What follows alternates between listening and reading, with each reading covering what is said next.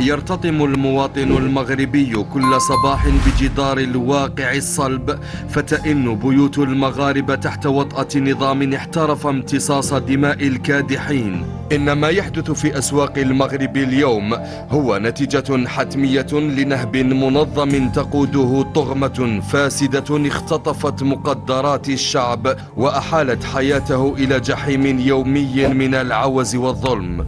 الحكومة الله يعطيكم الغرق من عندي أنا، الحكومة الله يعطيكم الغرق في غرق. هذه الرسالة نقول لهم غرقتونا الله يغرقكم. اخويا جاتنا الاسعار بزاف علينا وهاد الناس راه ما كيتكايسوش علينا، الله يرحم والدينا. حنا غاديين على بزيادنا، ولات كتخرج معك 100 درهم ما كتقدكش. زاد الدرجة كاملة اخويا، ما حيلتك راسك ما حيلتك الوليدات.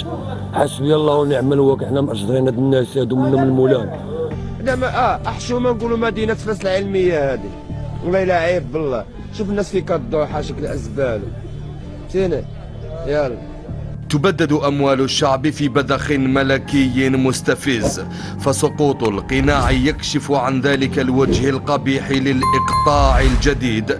وأي استثناء هذا الذي تكتظ فيه الموائد بالبؤس وتخلو فيه الجيوب من ثمن الكرامة. هما كاع نقولوا هاد الحكومة شنو دارت؟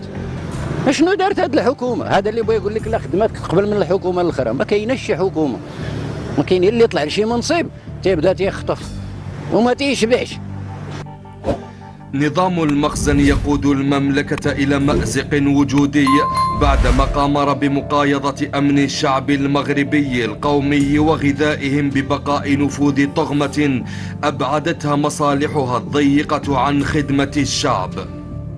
في سابقة تعكس حالة الإفلاس الدبلوماسي والانهيار التام لنفوذ الإليزي، كشفت تقارير دولية عن لجوء الرئيس الفرنسي إيمانويل ماكرون إلى باب الفاتيكان لطلب وساطة يائسة تهدف إلى حلحلة الأزمة العالقة مع الجزائريين والتي تسببت في أضرار كبيرة للمصالح الفرنسية في المنطقة. فبينما فشلت لغة الاستعلاء والتهديدات المبطنة في زحزحة الموقف الجزائري، اختار ماكرون طريق الكنيسة لاستجداء عفو مستحيل في اعتراف صريح بأن باريس فقدت كل أدوات الضغط الحقيقية أمام الجزائر الجديدة. هذا التوسل الدبلوماسي يثبت أن عهد الهواتف الحمراء والتدخل في أحكام القضاء الجزائري قد ولى بلا رحمة، وأن الجزائر التي استردت أموالها من سويسرا لن تفرط في أمنها القومي مقابل وعود فرنسية زائفة.